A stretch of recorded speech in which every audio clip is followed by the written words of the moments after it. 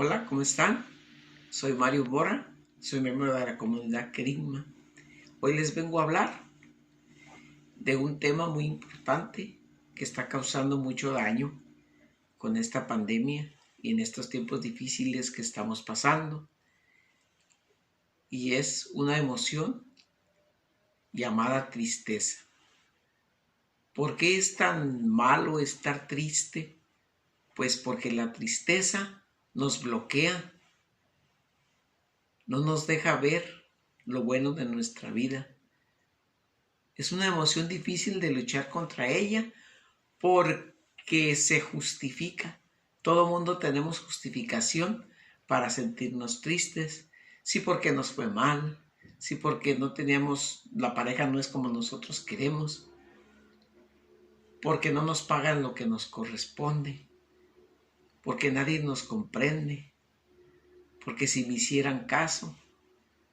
Hay muchas maneras de justificar la tristeza. Que la vida no nos ha tratado bien, que no tuvimos los padres que quisimos, que la situación que estamos viviendo ahorita es muy triste, que tengo que aguantar a mi marido todo el día o viceversa, que los hijos no los estamos acostumbrados a tenerlos todo el día. Entonces, cuando realmente conocemos a las personas que queremos, a veces nos causa tristeza ver que las cosas, que todo el ambiente que teníamos se nos cayó. Y entonces nos caen como baldes de agua fría por todos lados. No tenemos dinero, no hay trabajo, nuestro carácter se agria. ¿Por qué? Porque no tenemos dinero. Por eso les decía que hay mucho tela de donde cortar aquí para justificar la tristeza, para justificar esa emoción. ¿Cómo no vamos a tener razón con tanta muerte que hay, con tanta injusticia? Y todo eso hace que nos enojemos y hace que nos entristezcamos.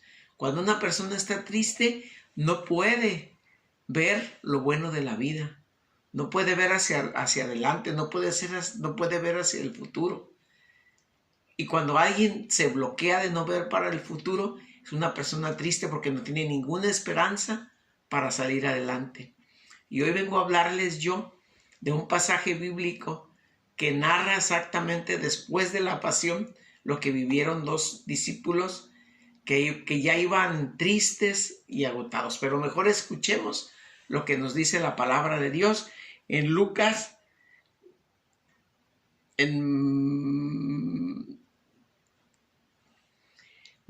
Lucas 24, del 12 al 33.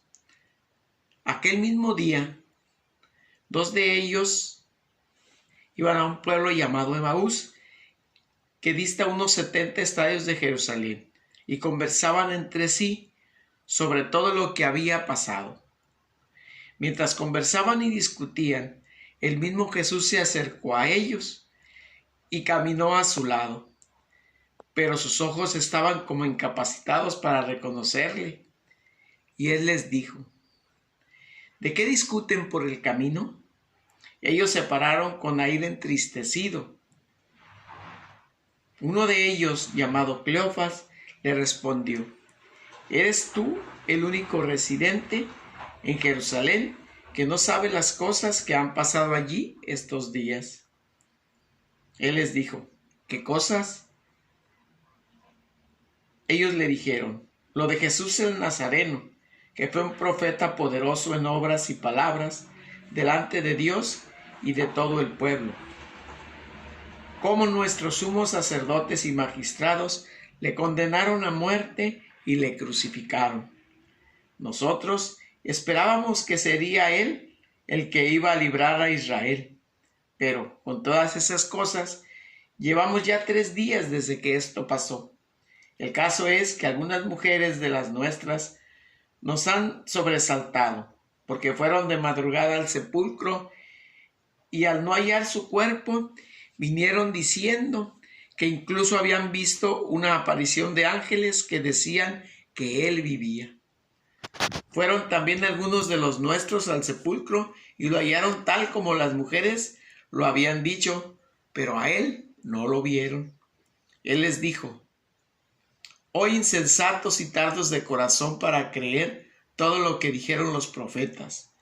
¿No era necesario que el Cristo padeciera eso para entrar así en su gloria? Y empezando por Moisés y continuando por todos los profetas, les explicó lo que había sobre él en todas las escrituras. Al acercarse al pueblo donde iban, él hizo ademán de seguir adelante. Quédate con nosotros, porque atardece y el día ya ha declinado. Entró pues y se quedó con ellos. Sentado a la mesa,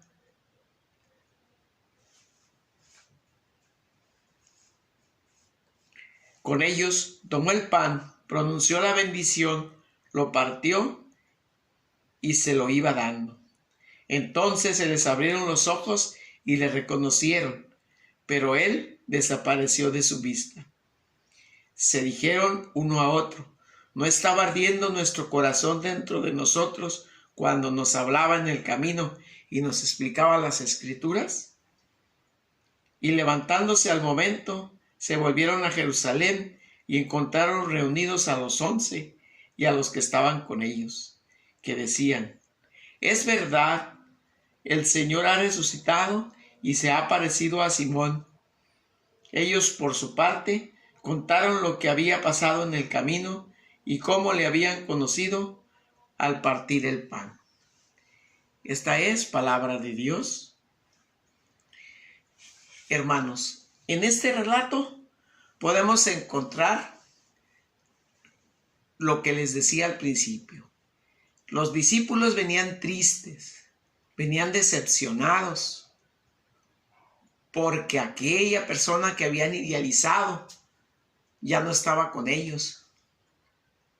Entonces, ¿qué fue lo que hicieron ellos? Decidieron irse, alejarse, en lugar de unirse a los demás discípulos. La tristeza los invadió. Vieron tanto horror en sus ojos y todos sus pensamientos estaban clavados en todo el sufrimiento que pasó su maestro. Y hasta cierto punto, pues no tenían ninguna esperanza ya. Estaban tristes, que dijeron: no, pues mejor me voy de aquí antes de que nos maten como mataron a mi maestro. Eso es lo mismo que nos pasa con la tristeza. Cuando nosotros estamos tristes, se voltea nuestra mente y no podemos vislumbrar ninguna esperanza. Todo es negativo, todo lo vemos mal, todas las personas nos parecen mal. Pero siguiendo adelante con el relato, vemos cómo vuelve otra vez nuestro Señor a darnos una muestra de cuánto nos ama. Vuelve Él a buscarnos. Y va y busca a los discípulos de Emaús, haciéndose pasar por un forastero, que les dice y les pregunta inocentemente qué es lo que pasa, por qué vienen discutiendo, qué es lo que vivieron en estos días. Y ellos se ponen a explicarle todo lo que es la tristeza, que tenían, que habían seguido a Jesús, que tenían que los iba a salvar, que iba a salvar al pueblo de Israel, pero que como los sacerdotes, por envidia, por lo que ustedes quieran, lo habían apresado, lo habían torturado y lo habían matado.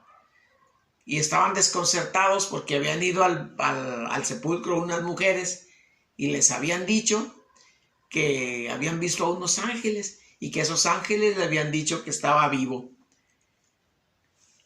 Entonces, como verán ustedes, ellos no miraban nada de eso. Por más que las mujeres fueron y les dijeron, sus ojos estaban en la tristeza.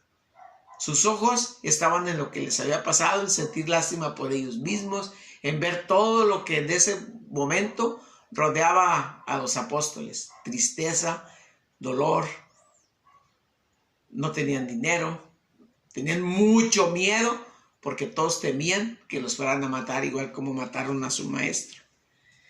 Pero como nuestro Señor los escuchó decir todas sus tristezas y luego los increpa,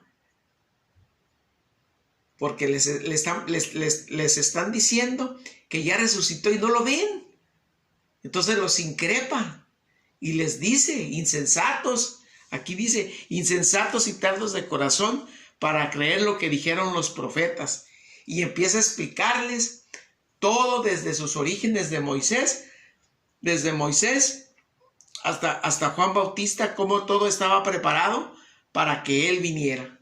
Y cómo nuestro Señor se da a ver ante ellos al momento de que ya se quieren partir, ya quiere él irse. Entonces vuelve a donarse el Señor y accede a la invitación que le hacen estas dos personas y se queda con ellos. Y ya estando a la mesa, hizo lo que hizo en la última cena. Era reciente lo que habían hecho, lo que habían vivido con él. Y les dice, empieza a partir el pan y se lo reparte. Y en ese momento se les abren los ojos. En ese momento se dan cuenta de que era el Señor. Y se dijeron el uno al otro, con razón ardía nuestro corazón cuando nos estaba explicando las Escrituras. ¿Cómo no iban a reconocer al Señor? Porque dejaron su tristeza, empezaron a escuchar a Jesús, empezaron a escuchar las promesas que las Escrituras hablan del reinado, el reinado eterno que iba a tener Jesús y que tenía que padecer y que iba a resucitar y que ya tenían ellos, ya las mujeres les habían dicho. Por eso les dice insensatos, porque no creían, no tenían la fe. Cuando Jesús viene a su encuentro, entonces ellos se olvidan de la tristeza y empiezan a ver otra vez que hay una esperanza, que la vida es eterna y que pueden regresar a la antigua vida que tenían cuando lo tenían con él y que Jesús siempre está con nosotros. Entonces ahí pierden la tristeza y pierden el miedo. Entonces empiezan a liberarse. Dos hombres que venían cansados, que habían caminado un día, cuando menos un día, habían caminado. Estaban agotadísimos. Cuando descubren a su maestro, descubren esa alegría por vivir otra vez. Se regresan, vuelven a caminar lo que habían caminado en el día, no importándole los peligros. Para que vean cómo cuando el Señor ya nos invade, nos olvidamos de la tristeza y vemos lo que el Señor nos ofrece. Entonces ya no estamos cansados. Queremos seguir adelante a pesar de todo lo que habían sufrido esos discípulos. Se regresaron con sus compañeros y platicaron lo que les había pasado. Llegan allá y sigue la alegría porque se dan cuenta que realmente resucitó. Entonces la esperanza vuelve a ellos. La esperanza vuelve a ellos, las ganas de vivir, las ganas de predicarlo, las ganas de amarlo, las ganas de trabajar, las ganas de salir adelante. Eso es lo que les quiero compartir, hermanos, que imitemos a estos dos discípulos y no nos quedemos en la tristeza, no nos quedemos en el dolor que fue la pasión, no nos quedemos con el centro de la pandemia, que es el miedo, que es la muerte y que es la desolación, que sí la hay como la hubo en esos tiempos, ¿sí? Pero abandonémonos al Señor. Hoy es momento de volver a leer las Escrituras, por lo que los discípulos de Emaús reconocieron a Jesús, es cuando empezaron a ver las promesas, empezaron a ver el futuro, empezaron a darse cuenta del amor tan grande que nos tiene el Señor, que Jesús Nazareno había dado su vida, hermanos, para que ellos y nosotros tuviéramos salvación.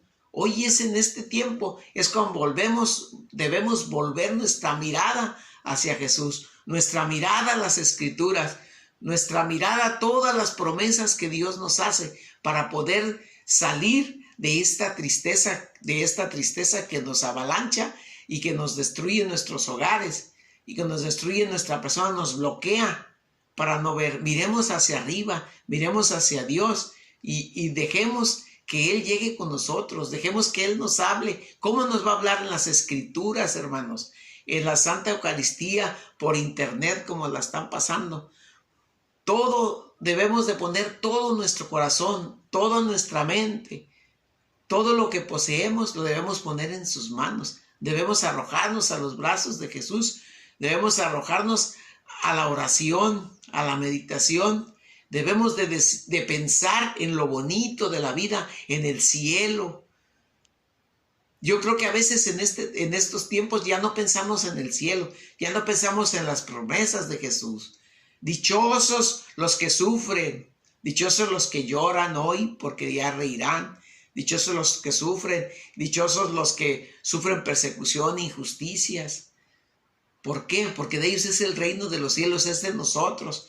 Acordémonos, hermanos, que esta vida no es una vida final, es un camino que vamos recorriendo, pero que al final vamos a llegar al paraíso, vamos a llegar donde nos vamos a encontrar con Dios, donde ya no hay tristeza. Todo esto que tenemos ahorita, todo este contorno de la pandemia, todo este miedo, toda esta tristeza, porque algunos pueden perder a un ser querido, otros perdieron el trabajo, otros no tienen dinero, otros no tienen qué comer, otros tienen problemas de drogadicción, de alcoholismo, de violencia intrafamiliar. Pero hermanos, hay que voltear para arriba, hay que voltear hacia Dios, hay que buscar la ayuda, no hay que dejarnos avasallar por esa tristeza. Pongámonos en oración, hermanos. Agarremos nuestros valores que ya tenemos nosotros, los que estamos en esta comunidad, que ya tenemos nuestros valores bien puestos, que ya hemos recibido una preparación, y para los que no la han puesto, para los que no la han tenido también, nosotros tenemos que ser un ejemplo para ellos. Entonces, hermanos, retomemos esa oración, retomemos esa confianza en Dios, retomemos toda la alegría que produce la resurrección del Señor, toda la alegría que nos va a producir llegar al cielo. Hermanos, los invito que a partir de este momento, desde el momento en que ustedes decidan entregarle todo a Dios, entréguenle esa tristeza para poder seguir siendo felices. Un abrazo a todos y espero verlos pronto. Muchas gracias.